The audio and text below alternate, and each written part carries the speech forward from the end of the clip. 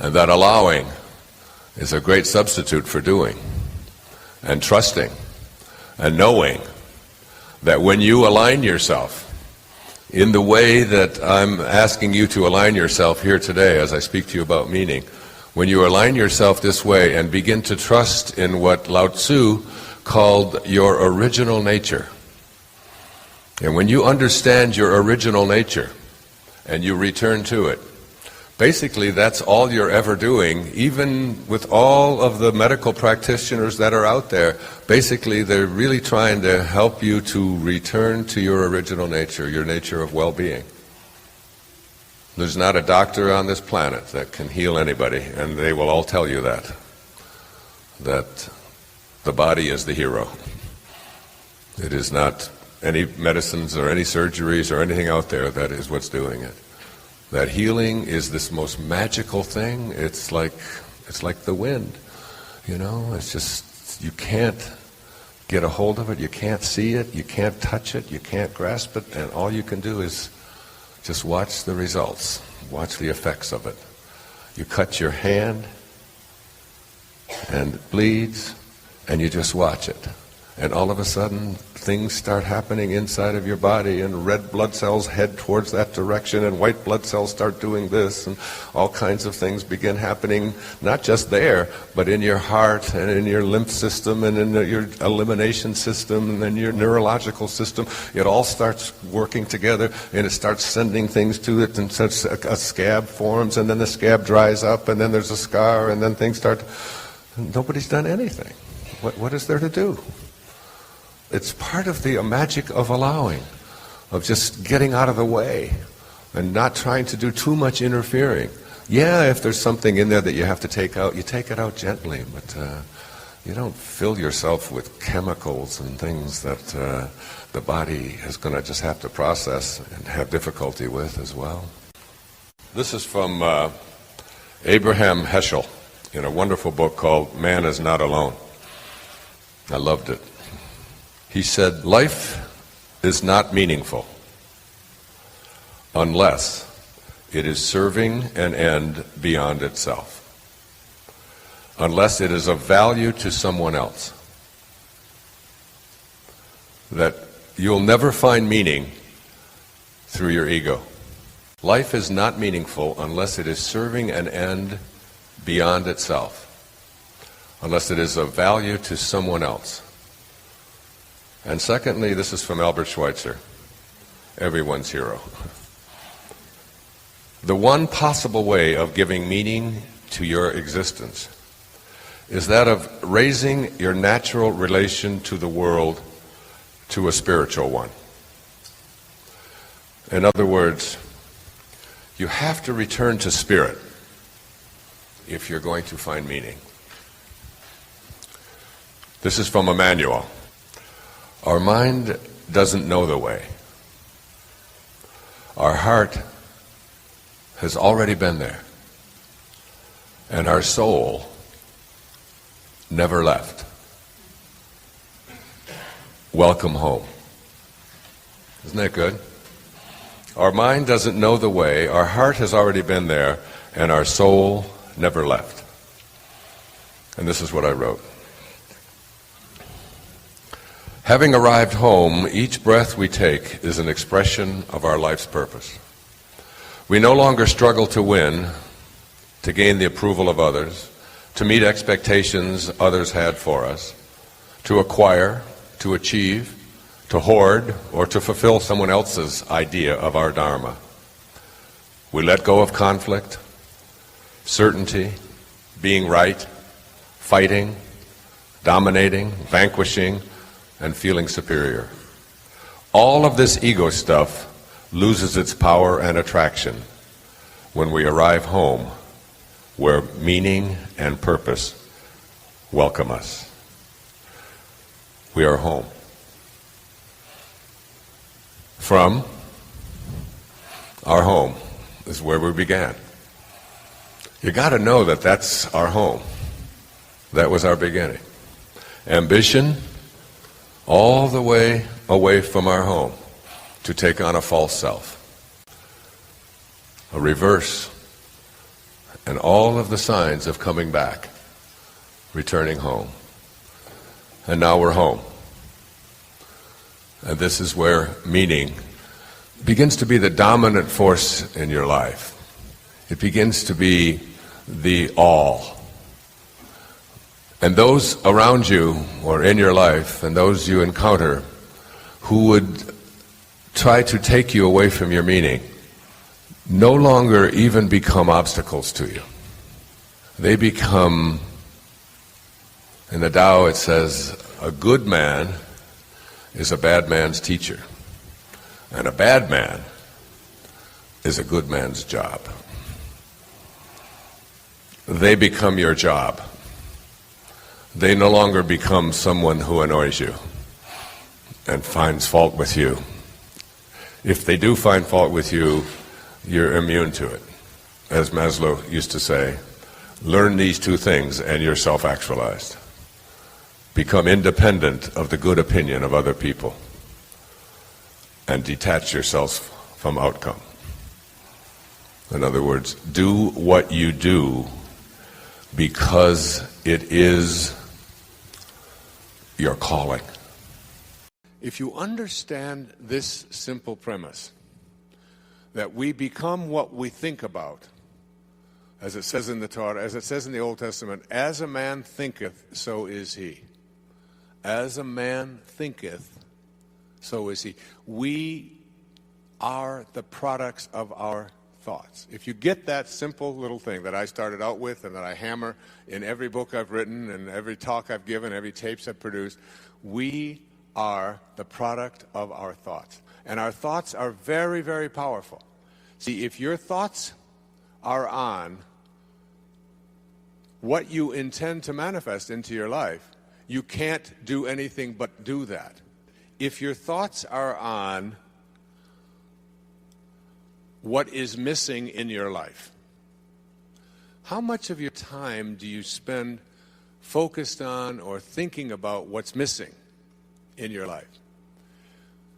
The money that you don't have, the unhappiness the lack of happiness in your relationships that you would like to have, your health and the absence of the kind of health that you would like to have, the purity of your body, the fact that you've let it become overweight or you've let it become addicted to substances or nicotine or coffees, or you're not living the purified life.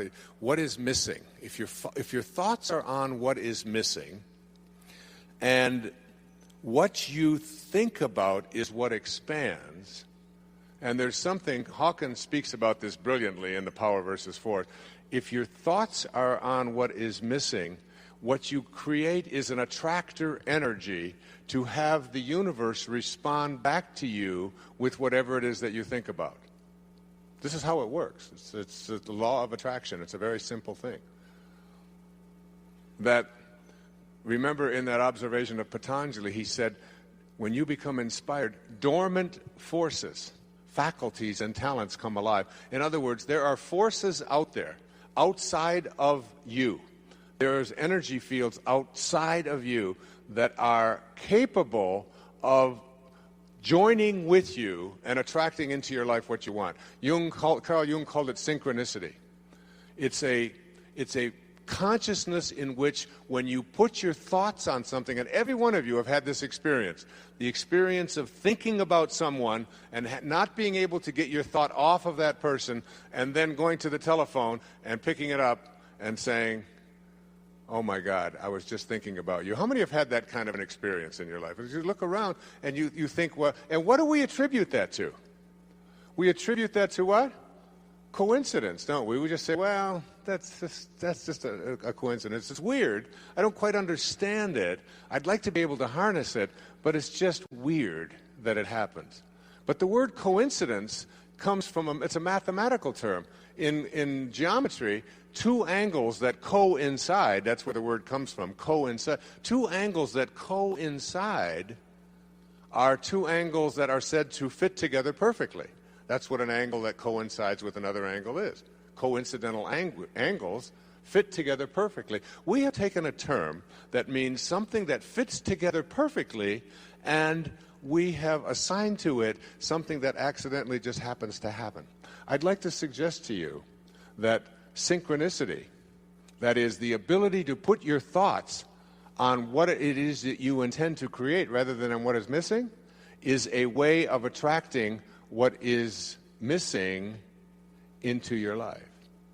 Now, you can continue to either attract what is missing into your life, or you can attract what you would like to intend into your life. It's just a matter of shifting the emphasis. If your thoughts are on, if you talk to other people about what is missing, if you use terms like, with my luck, this probably won't work out.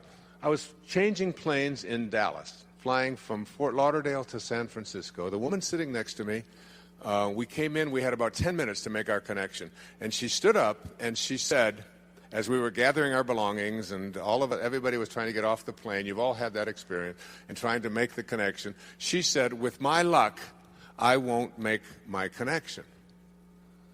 And I thought to myself, why would she have evolved into a person who would project out into the universe, into the world of unlimited energy? Why would she project the idea that with her luck things won't work out? Where did that come from? Why would we have that kind of an energy concept? Because my response back to her was, well, with my luck, I will make my connection. I intend to make my connection. And she said, you can't make a plane that is pulling out stop from pulling out. I said, I absolutely can. Of course I can do that, and I intend to do that. Now, she's still in Dallas. That was like four weeks ago, right? Trying to get the hell to, her connection to San Francisco. But when you think about what is missing in your life and you talk to your friends about it and you put your attention and your energy on it in your telephone conversations and you go to sleep thinking about what is missing and you have this kind of an energy system going on for you, you will continue to have what you are thinking about show up in your life. And you'll see more and more and more of missingness continue to show up. You can't think about and put your energy on what is missing unless you want it to keep being that way in your life. You're never going to get enough. You already are everything. You're everything that you need. Think of it for just a moment. Everything that you need to have total bliss, perfection of your life, you already are. You already have it. You came into this world with nothing. That's how you're going out. And the time that you have here, what you have is your uniqueness, your specialness, and you don't need anything else. Now think on this.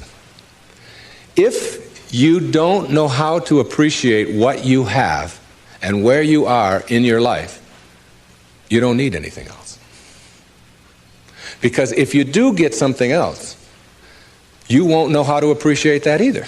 You'll just want more, or you'll want it to be different, or you'll want it to be the way it used to be, or you'll want someone else to be the way you think they should be. Successful people or no-limit people or self-actualizing people or inner-directed people, whatever labels that have been put on them by great thinkers and philosophers and therapists and people that have looked at human beings, these kinds of people are people who always have enough.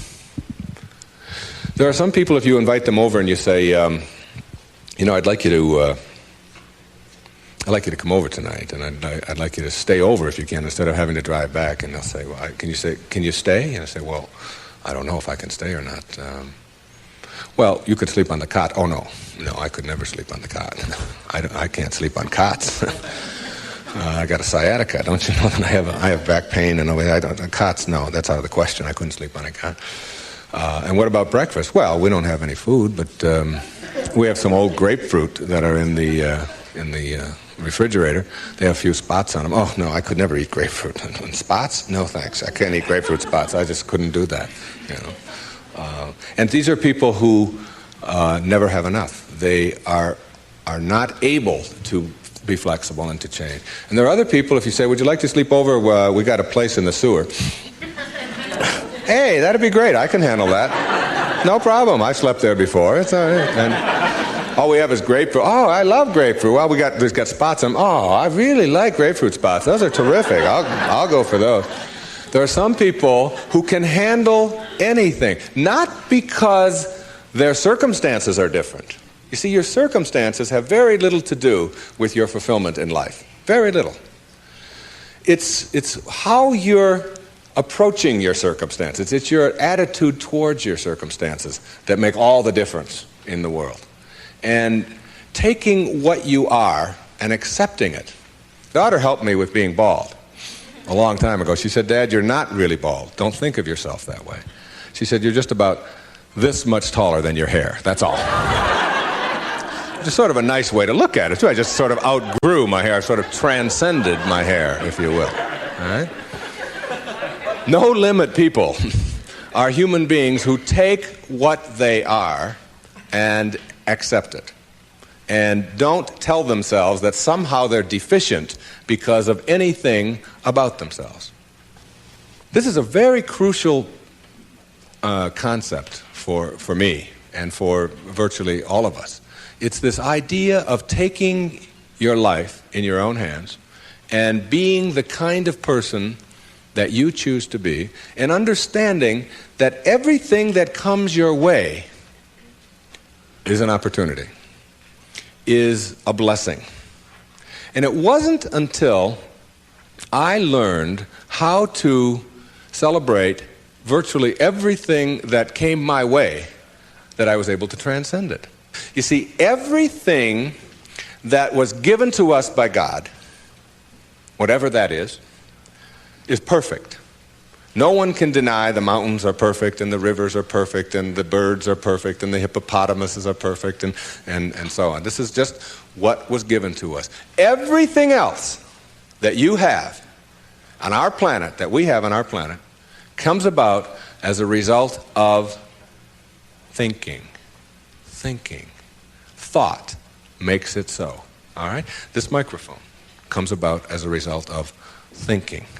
Somebody imagines it. Somebody then tells somebody else about it, and it creates it. The dress that you're wearing, this shirt that I'm wearing, the shoes that you have, the stage, these cameras. Everything that you see that wasn't given to us was created by man as a result of the way that we think. The way that we think. So what gets inside of us as a cell comes about as a result of the way that we choose to think in our lives. Very important principle to understand. Because once you get a hold of thinking, and that it creates everything that you have in your life, you can change and make it as absolutely perfect as you want it to be, because thought makes it so. Find joy in every moment that you have in your life, instead of always looking for it. It means that while you are driving along the countryside, and seeing, instead of saying, I'm on my way to this point, that you can open your eyes and see it with new eyes. See the rolling mountains, see the grass, see the deer, see the sky. You can just stop wherever you are in this second, wherever you are, and just look around you, and you can begin to appreciate just your surroundings and your environment. Then you can begin to appreciate the people that are in your life, and even the ones that are negative and you're having the most difficulty with. You can practice a new way of being with them, which is sending them love, sending them flowers, send them books, send them a tape, send them something, and just see what kind of reaction that you get. Super emotional health is just an attitude. An attitude is everything. June the 26th of last year, I made an announcement to my kids and to my family that I wasn't going to write any more books. I've written 40 books. Many of them have been very, very successful. All of them have been very successful. Children's books, books that were textbooks before I was writing books for the public back in the 1970s. And I said, I've just done enough of that. And the idea of having to face 500 empty pages and fill them from in here, because unlike many authors, people that call themselves authors, who have other people work for them and write for them and so on. I write everything I have ever published has been written by me by hand. So it's a great labor. It's a labor of love, but it's also a labor of a lot of pressure, to produce and so on. And that was on June the 26th, and I just felt some relief from that. And now I don't have to write another book. Isn't that great? I'm free. I can do some other things. I can travel, but I've traveled the world anyway. That was June 26th, 2012. June 27th. Honestly, this is a true story. I woke up and I was reading a book. And the book was called To Know We Are Loved. It's part of a trilogy written by a man named Rashad Field. And I came across a passage in his book while I'm reading in the morning, because I'm always reading. And this is what it said. It said, if we stop for a moment, it is possible to perceive a pattern in our lives. The motivators that have influenced us become more obvious. We are able to see life unfolding from both ends at once, coming into the present moment. But until we get to a certain point of realization, this is not possible, because everything is still seen as a series of apparent causes and effects. Now, that may not mean a lot to you, but that jumped out at me, and it became a guiding principle for me. So I want to say it to you again. If you stop for a moment, it's possible to perceive a pattern in our lives. The motivators that have influenced us become more obvious. We're able to see life unfolding, and this is really underlined here, from both ends at once, coming into the present. But until we have got to a certain point of realization, this is not possible, because everything is still seen as a series of causes and effects. So that, and then he began to talk more in there about time. And that time is, he talked about two kinds of time. There's one time that is called cause and effect time. So that you look at your life, and most of the things that you think caused you to be where you are and be in the places that you are a result of all of the things that have happened to you in the past up until this moment. But he is talking about both ends. That is, not only are things that are occurred in the past affecting you today, but so are things from the future, what we call the future, that you're pulling from the future. So I like to put it this way. It's like think of your wisdom teeth.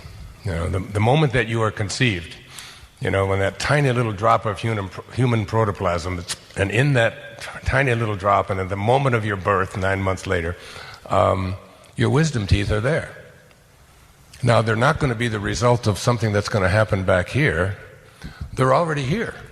They just haven't manifested yet, so you will pull your wisdom teeth out of the future.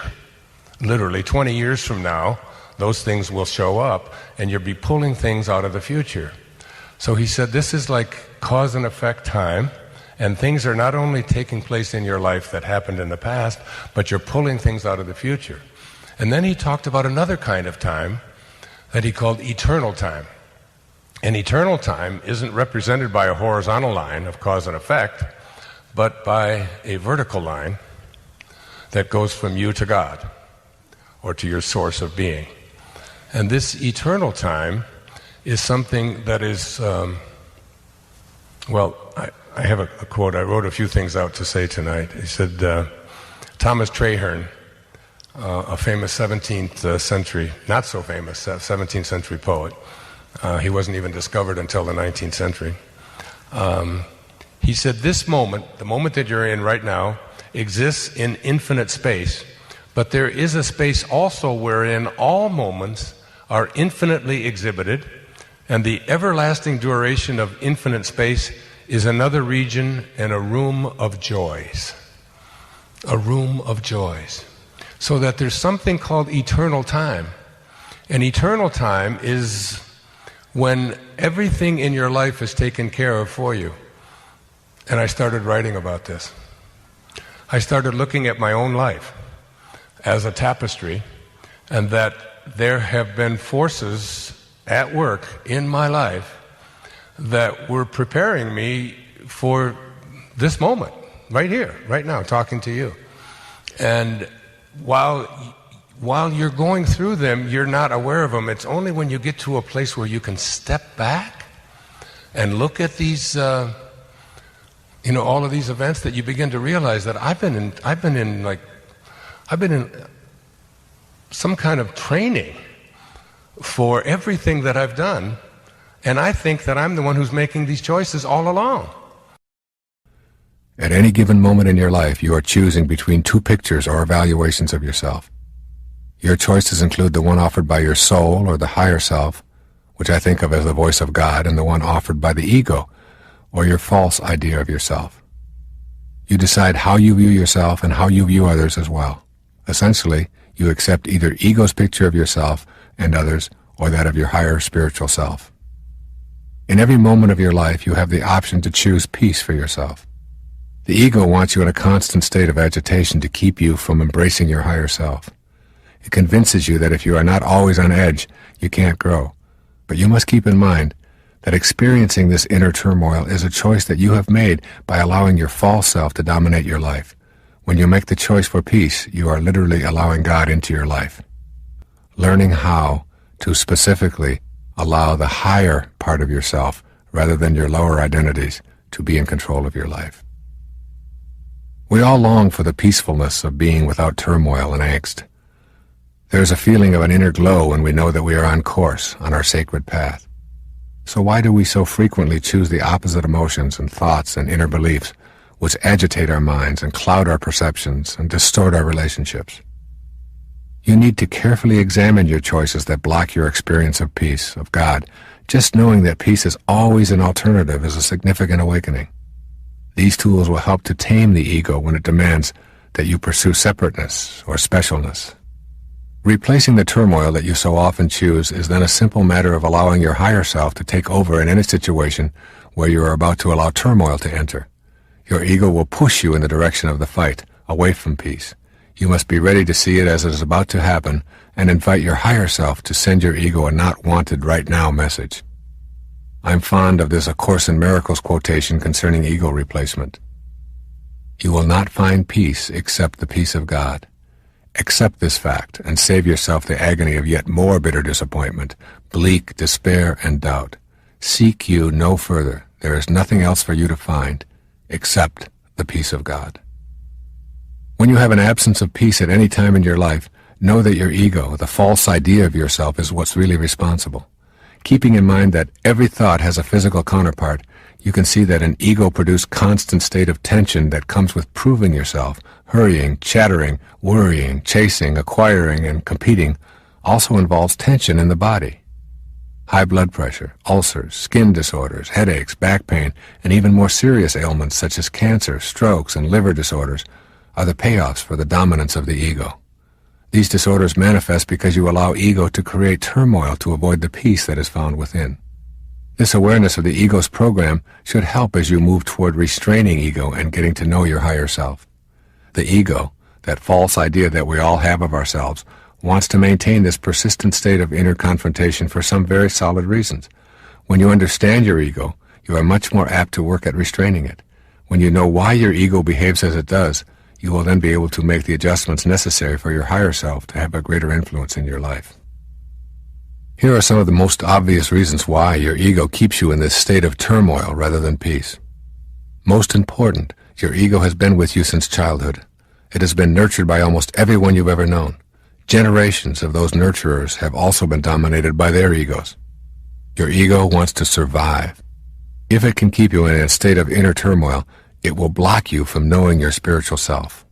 From the ego's perspective, God is a huge threat, so it will do all that it can to keep you from experiencing that inner peacefulness where God's voice is so beautifully clear.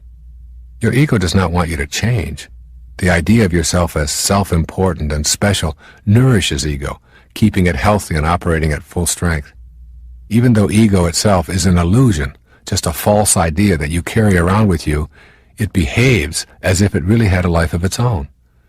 Your ego will make every effort to convince you that you do not need to change. In fact, if you're asking yourself why you shouldn't feel special, you are listening to it right now. These are the kinds of thoughts that have kept you from making the changes leading to inner peace. The ego thrives on fear. When you are afraid, you are at the mercy of the ego. Fear will drive you to behave in ways that undermine your sacred self. Your higher self tells you that there is nothing to fear, that love is the answer to everything, and that God is what love is all about.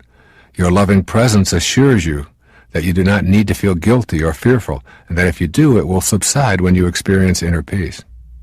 When you experience love within, you have no guilt and no fear. You know that everything you are experiencing is in order, including your woes, which are your greatest teachers, and the death of your body, which is ordained for all the world of the manifest. You know that death is a reward, not a punishment. Therefore you have nothing to fear unless you listen to your ego encouraging fear and dismissing God. Your ego wants you to be on the move, looking for more things to consume and more possessions to own. The more you are on the move in your life, the less time you will have for knowing your spiritual base. Ego cheers you on to stay busy, to keep moving, and to avoid the inner quest where your ego faces restraint. Your ego wants you to face outward. It wants you to continue facing the wrong way so that you cannot experience the presence of God in your life. By facing away rather than inward, you ensure the strong presence of your ego forever. The consequences are that you will continually feel the pressure to compare yourself with others, the need to defeat others in order to feel powerful or even worthwhile, to have more and better toys, to accumulate more trophies. All of this facing outward is the work of the ego. When you refuse to listen, it shouts that you must be upset when others get ahead of you, that you are worthless when you lose, that being number one is more important than anything, that to settle for less is to admit to being a loser. All of these beliefs are deeply ingrained within you. It is very difficult for you to even imagine not having them because the work of your ego and the egos of so many others have been working overtime, convincing you that this is the only way to be. Facing outward brings about a sense of inner conflict and agitation that keeps you pursuing the gold stars that the ego offers. These are a few of the more obvious payoffs your ego uses to keep you in a confrontational rather than a peaceful mood. Keep in mind that you can restrain this ego simply by the power of your own will. All it takes is a determination to live by the dictates of your higher self and a willingness to act on that determination rather than succumb to the easier path of the ego. So what are your thoughts on the law of attraction? When I do it, I feel like I'm somewhat of the doer. On the law of attraction? And the terms, we're not the doer of anything. We're not the doer, but in the law of attraction, when I practice that, it feels like I am a doer because I'm trying to attract something. Right. Our minds are very good at convincing us that we are the doer. Because this ego is the only thing that we've ever lived with from the time that we showed up here after we left those first 9 months. So you're never going to get yourself convinced that you're not the doer, because the only thing that you have to convince yourself that you don't have an ego is your ego. That's what you have to work with. That's all you have to work with. So you have to become like the observer to the ego and look at it from the perspective of I know what I'm being told, that I'm really doing this, but there's really a part of me that knows that all of this is being done by something that is much greater, much bigger, much more divine, much more powerful than I am. This puny little ego of mine is something that I just have to play with all the time and stop convincing myself. So as you do this law of attraction begins to work, I think, at what I call a spiritual level. And at the spiritual level, as your thoughts move up from it's me that's doing this to it's just happening to it's God who's doing all of this, it's the Tao at work. As I move up in these thoughts, I just start noticing. I can't explain it. I don't know why. I don't know how it all works. But I begin to see that the universe or God or soul begins to send me the right people, the right messages. Things start fitting in where they didn't fit in before. The financing begins to show up. And you just start noticing that. And instead of judging it or trying to figure it out with your mind and with your ego, with the doer, you just stay in a state of gratitude for all of it, saying, thank you. Thank you. Again, one more time, thank you. I do it every time I see a coin on the ground. I think of coins as just symbols of abundance. And every time I pick one up, and all my kids say the same thing, thank you, God, for this symbol of abundance that continues to flow into my life. Thanks. Do you have any comments on that? Or? Well, for me, the law of attraction is, for me, I'm attracted to everything and everyone. And I would question any thought I would have that would separate me from you. And not waiting for that special someone, that special something, it's just to love what is right here, right now. And in that, your eyes are so open, you can see all of the options because you're not at war. Peace it's underrated. There's nothing more exciting than peace. And so I look forward to meeting someone that I'm not attracted to, and it hasn't happened for a while. There's a wonderful line in the Tao that says, a bad man is a good man's job, and a good man is a bad man's teacher. So that everyone out there that we evaluate to be bad, that's just our job. So all of these people that are out there, that newspapers and the president and all of those cronies would have us believe are evil, bad people, that's just our job. According to Lao Tzu, that's your job. Our job is to bring them around, to bring them into a place of love. And for all the bad, what we call those bad, we are just the teachers. We are their teachers. As a human race, I have found things that we have in common, so I know we can agree. And that is, we all agree, like, it's a table. It's a microphone. Right. It's a glass. It's water. I call them first-generation thoughts. And when we're in love with what is reality, first-generation thinking, then the mind is free to be its infinite self, and there's nothing it can't do. It can even end war on this planet, and that's very exciting. If we didn't believe what we thought, we could clean up the planet. We could get rid of bombs. It would no longer be necessary. But what I do is just invite people to begin the way that I do and still do, peace in the head, peace at home. Yeah, to begin there. Just looking at it with new eyes. I'd always loved Rumi, one of my favorites of teachers, philosophers, poets. And he said, talking about just looking at the world in a different way, he said every tree and branch was dancing, those which average eyes would see as fixed and still. You get just a new vision. And that new vision, I think, is one that if enough of us have it, well, you even said even if just one of us has it, then that's enough to transform the whole world. That this intelligence is something that we can all access and create, not just what we do in our physical world every day, which is where it all comes from, but we can begin to create miracles for ourselves in our lives.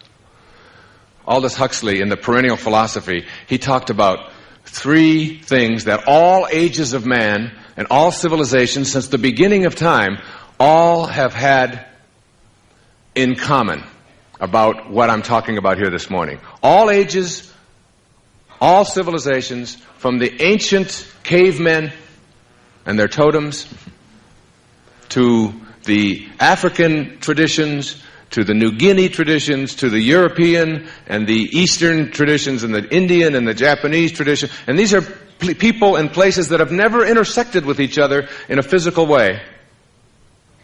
All of them have had what Huxley called 3 things they have in common. If you look at the philosophers, the people who have spoken for their people at that time, they've all believed that there is an invisible intelligence beyond the world of the changing. All ages of man, somehow, their most enlightened beings know this. There is an invisible world beyond the world of the changing. Number two, all ages, all civilizations who've never intersected with each other have all believed that that invisible intelligence is a part of every single human being. All ages. That it isn't something that is some people get and some people don't. It excludes no one.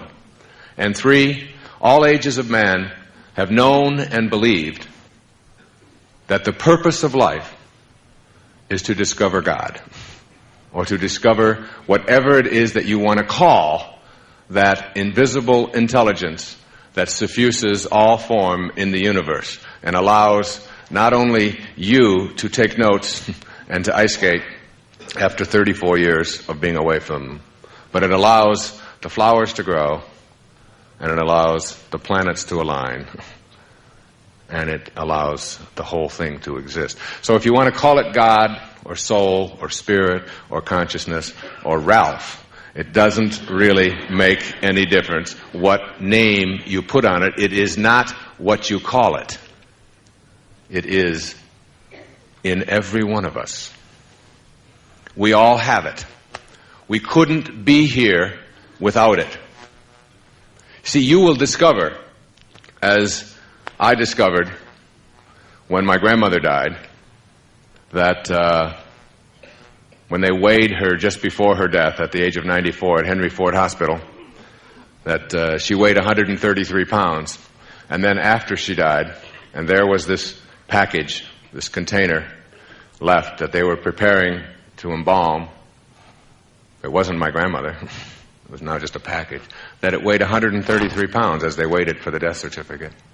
Powerful metaphor there for me in that moment was that whatever it is that constitutes your very life, it doesn't weigh anything. When life leaves the package that you showed up in, the package weighs the same.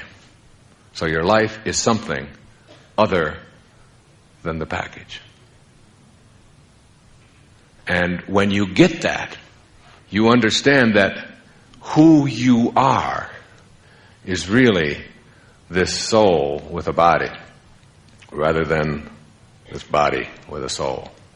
Or as I said, and you'll see it when you believe it, you're a human being. You're not a human being having a spiritual experience. You're a spiritual being having a human experience. But the quality of that human experience is dependent upon how able and willing you are to make contact with that invisible intelligence that suffuses you and all form in the universe, that is independent and outside of this physical form that you showed up in. This physical form that you showed up in was all handled for you in a split second. All handled in this infinitesimally tiny speck. In this little speck, when two little drops of human protoplasm collided, everything you needed for your form was handled for you. And you can't even begin to comprehend it. A heart starts beating inside a mother's womb 6 or 7 weeks after conception. And it's a complete and total mystery to everyone in the scientific world, in the medical world, and the only people that even have a grasp on it are the poets. Whatever that something is, that invisibleness that allows you to be, we'll call it awareness. Pure awareness. Honoring your worthiness to receive. In order to become a manifester, literally taking part in the process of co-creating your life and attracting to yourself the objects of your heart's desire, you must know that you are worthy of receiving. This will mean examining the attitudes that you knowingly and unknowingly hold about your life. Your thoughts, which are the architects of the foundation of your material world, are what you want to examine. You can remind yourself all day long that the same power that brought anything into the physical world also brought you. But if you do not feel worthy, you will disrupt the natural flow of energy into your life and create a blockage that makes manifestation impossible. The fifth principle reminds you that you are worthy of abundance. If your thoughts are based on an image of unworthiness for any reason at all, you will manifest what those thoughts impart to the universal mind. The energy described in the fourth principle will align with what it is that you radiate. As a man thinks, so is he, are not just empty words. Thinking that abundance is incompatible with spirituality is a myth that influences many of us and is the largest impediment there is to feeling worthy. Take a look around your world and notice the abundance and endlessness of our universe. It goes on and on, beyond our ability to imagine its vastness. This abundance flows from the same energy that comprises our fundamental essence. It is you. You are it. Material form is how spirit makes itself known to us while we are in form ourselves. Spirit manifests in trees and oceans and fish, birds, minerals, vegetables, flowers, and you. When we adopt an attitude of spirit being incompatible with matter, we are denying the spirit that is in matter as its originating energy. We also deny the validity of ourselves as spiritual beings. When we shift to seeing that together they comprise one harmonious whole, we remove the stigma of selfishness. Just as each one of us is one harmonious whole comprised of spirit and matter, so too is the entire universe. The process of life taking form is a mystery. That mystery is governed by a creative energy that is knowable when we genuinely feel worthy of receiving its blessings in form. Abundance is the way of the creative force in the universe. You are entitled to have abundance in your life and to radiate prosperity to all that you encounter in your world. Nothing is gained by making yourself small and insignificant other than to manifest smallness and insignificance into your life. This creative source reacts to your belief in shortages with a fulfillment of your belief. So if you believe and know and are certain that you can't attract abundance into your life, but I want to tell you tonight, you tuned in to somebody who knows about abundance.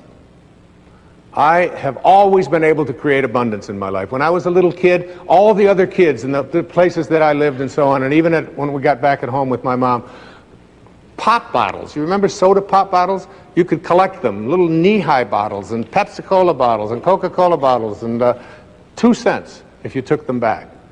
I was a master at collecting pop bottles. I could manifest a pop bottle just like that. It was just... We used to have furnaces that had coal in them, and I would go along and I would empty people's ashes that they would set out. So just take it out to the alleys. I would go to the grocery store, and because my imagination was always working on abundance, I would carry groceries out for little old ladies. You know what I'm doing today? Right now? Collecting pop bottles and taking out ashes and taking out groceries for little old ladies. Just a bigger stage. See, if I came to this source and said, I don't have enough, this source doesn't know how to react to I don't have enough.